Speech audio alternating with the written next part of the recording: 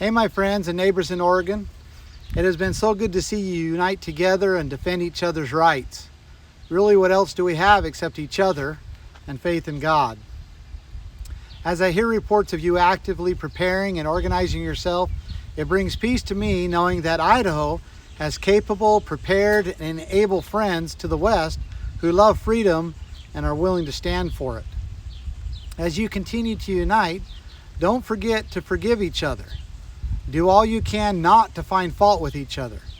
Finding fault is easy, not pointing it out is much more difficult. Also, celebrate the differences in each person's character and progress in life.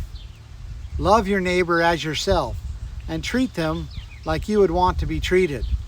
The golden rule is still alive and thriving, or at least it should be. As you continue to unite and organize and prepare as neighbors in your areas, consider this.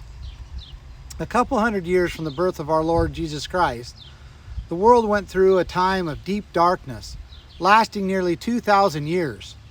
Then a light began to shine, the light of the Americas. A dream began to enter the minds of people all over the world, the American dream. This dream was that a person could come to this land and be his own king, that he could have his own land, his own property, and that he and him alone was sovereign upon it. However, securing this dream was not a free thing.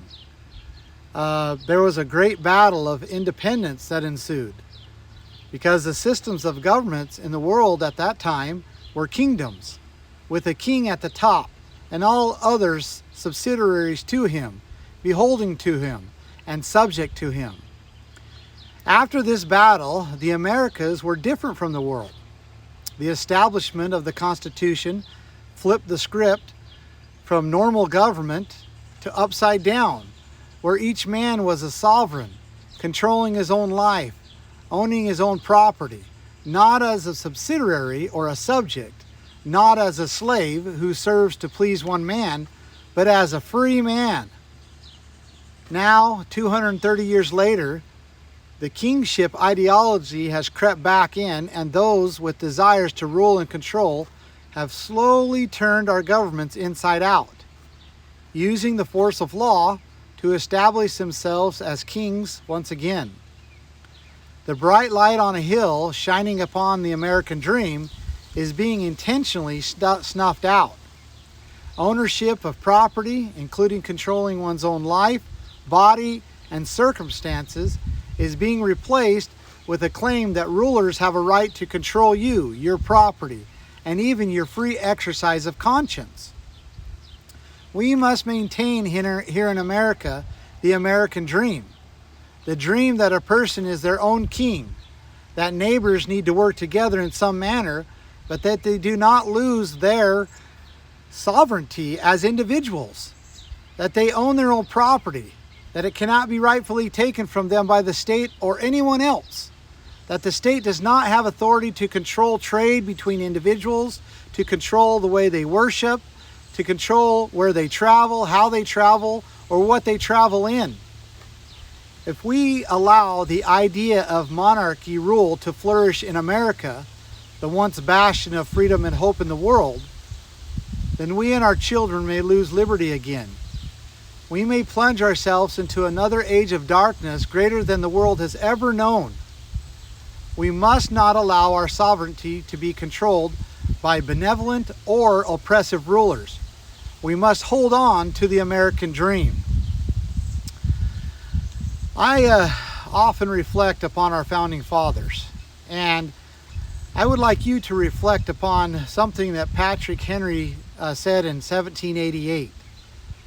Quote, "Guard with jealous attention the public liberty. Suspect everyone who approaches that jewel. Unfortunately, nothing will preserve it but downright force. Whenever you give up that force, you are inevitably ruined. Will the oppressor let go of the oppressed? Was there ever an instant? Can the annals of mankind exhibit one single example where rulers overcharged with power willingly let go of their oppressed, though solicited and requested most earnestly? A willing relinquishment of power is one of those things which human nature never was nor ever will be capable of. Unquote. I pray that we will consider fully the words of this wise founding father and act accordingly.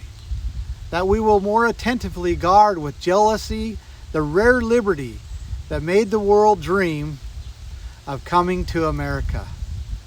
Thank you, my friends.